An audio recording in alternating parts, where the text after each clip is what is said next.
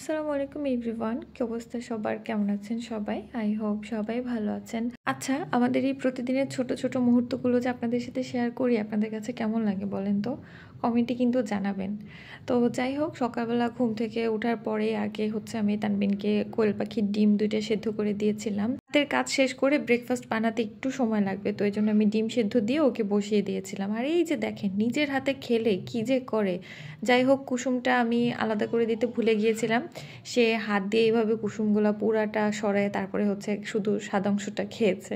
তো এখানে আমি ওটস রান্না করে নিচ্ছিলাম। আমি আর তানবিন একই নাস্তা করব, জাস্ট হচ্ছে দুধের মধ্যে ওটস, তারপরে একটু দারচিনি গুঁড়া, তাল মিষ্টি দিয়েছিলাম, আর হচ্ছে একটু ঘি দিয়েছিলাম। ঘি আর দারচিনির জন্য হচ্ছে ফ্লেভারটা খুব সুন্দর আসে। আর এখানে এসে দেখি সে মাছি মারতেছে। ইদানিং বাসার মধ্যে এত বেশি পরিমাণে মাছি হইছে, তানবিনও অতিষ্ঠ এদের যন্ত্রণায়, মানে বসা যায় না কোথাও লিটারেলি। এই তো ব্রেকফাস্ট রেডি হয়ে গেল। আমি এরকম ঝটপট খাবার দাবারই পছন্দ করি বানাতে। সকালবেলা সকালবেলা উঠে মানে এক গাদা কাজ নিয়ে বসতে আমার ভালো লাগে না। আমি একদমই মর্নিং পার্সন না, কখনো ছিলামও না, টু বি অনেস্ট। স্কুল কলেজে মানে যেতে হতো, এজন্য গিয়েছিলাম। ভার্সিটিতে ম্যাক্সিমাম দিনে আমি সকালের ক্লাস ধরতেই পারতাম না। হ্যাঁ, পরীক্ষাগুলোর সময় অনেক কষ্ট করে আমি উঠে যেতাম। তো সকালবেলা উঠে আমি কাজ করব, এটা আমি আসলে ভাবতেই পারি না, আমার অনেক সময় লাগে।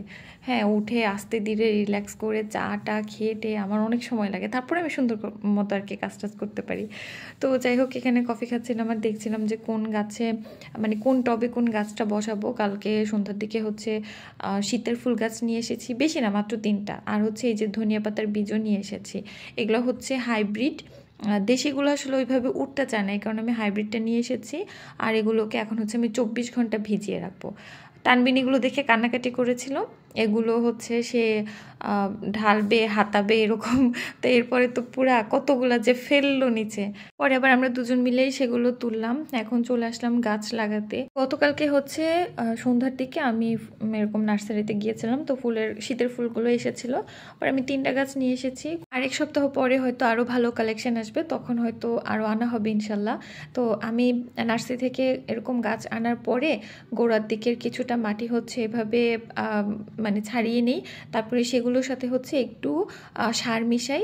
আমি নর্মালি হচ্ছে গোবর সারটা মেশাতাম, বাট হচ্ছে আমি গোবর সারটা ওইখানে পাইনি, তো আমি এরকম প্যাকেটের যে জৈব সার সেটা 1 প্যাকেট নিয়ে এসেছি, আর হচ্ছে সরিষার খোল। তো এই দুইটাই হচ্ছে অল্প করে মিক্স করে তারপরে হচ্ছে এই তো গাছগুলোকে পটিং করে নিয়েছি। আর এই জৈব সারটা নাকি অনেক ভালো, যদিও আমি ইউজ করিনি, বাট হচ্ছে লোকটা বললো যেটা খুবই ভালো, আপনি ইউজ করতে পারেন। তো এখানে হচ্ছে আমি ধনিয়া পাতা ফেলবো, ধনিয়ার বীজের জন্য হচ্ছে টবগুলো রেডি করে রেখেছি, আর কিছুটা মাটি হচ্ছে আমি শুকানোর জন্য রেখে দিয়েছি। এগুলো শুকালে অন্য গাছ লাগাবো। তার এই তো এটা হচ্ছে আমাদের সিম্পল লাঞ্চ। আলু ভর্তা ঝাল ছাড়া তানবিনকে করে দিয়েছি, বাট আলু ভর্তাও পছন্দ করেনি। ডাল তো একদম মানে খাইনি, শুধু একটুখানি শুধু ভাত খেয়েছে। এমনই করে আসলে, সবসময় তো আসলে ওইভাবে শেয়ার করা হয় না। এনিওয়েজ, সেদিন একটা মাটির জগও এনেছিলাম। এটা গরমকালে এটার মধ্যে পানি অনেক ঠান্ডা থাকবে, তো এখন তো গরম না, এখন তো এমনিই ঠান্ডা। তো আমি এটার মধ্যে হচ্ছে ফুলগুলোকে সাজিয়ে রেখেছি। খুব বেশি ক্লিপ এখন আর নেওয়া হয় না, এরকম ছোট ছোট কিছু মুহূর্তই আপনাদের সাথে শেয়ার করি। এনিওয়েজ, এই ছিল আমাদের আজকের ছোট্ট ব্লগ। সবাই ভালো থাকবেন, আল্লাহ হাফেজ।